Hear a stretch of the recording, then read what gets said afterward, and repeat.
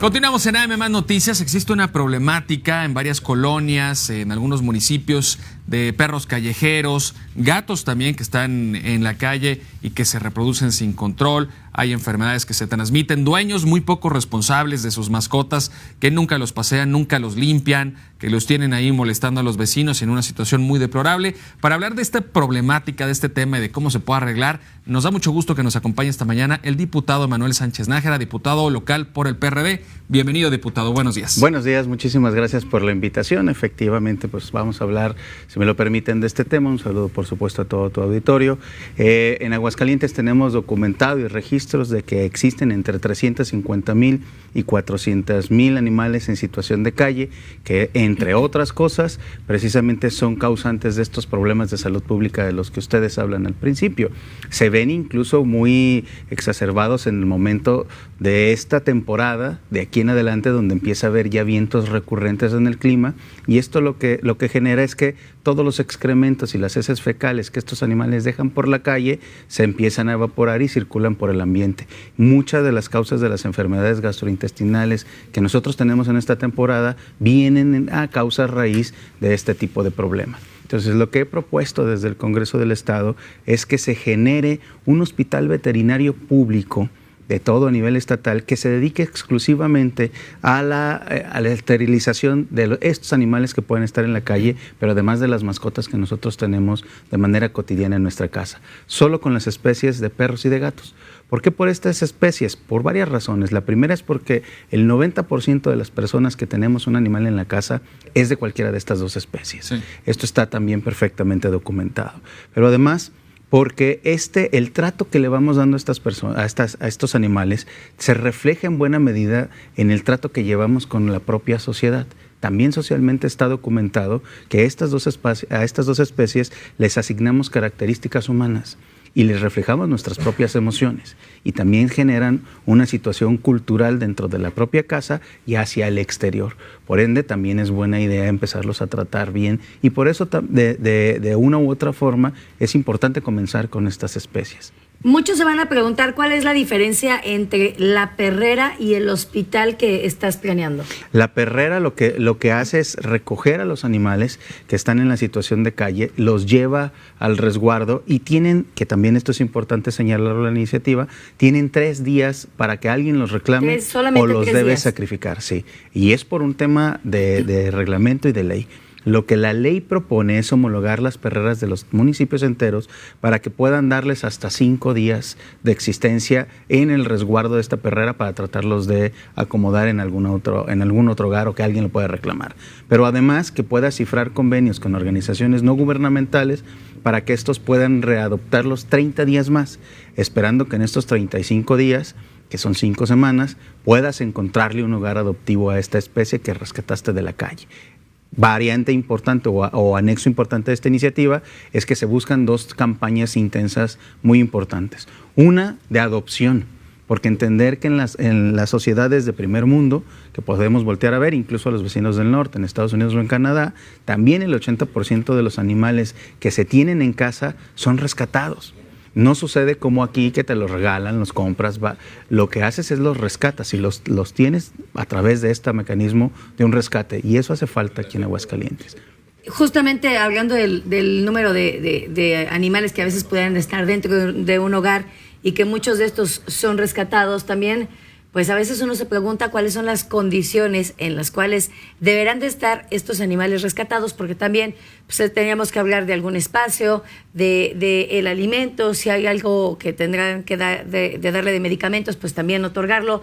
¿Cómo es que se puede mediar el tema de estas acciones de los ciudadanos que quieren rescatar un número de estos perritos o gatitos de la calle, pero que a veces se sale de control estando dentro de un espacio muy pequeño y que llega a ser molesto para los vecinos? Lo que tenemos que enfatizar es también una campaña de tenencia responsable.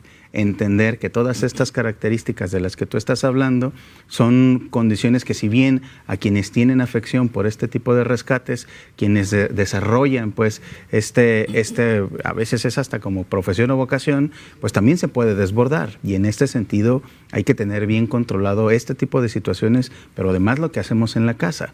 Porque, por ejemplo, con esta idea de la tenencia responsable se pueden combatir dos cosas. De entrada, el entender que los animales que están dentro de nuestra propia casa efectivamente deben tener ciertas condiciones para poder estar, pero además deben de estar en otras condiciones como lo son la esterilización.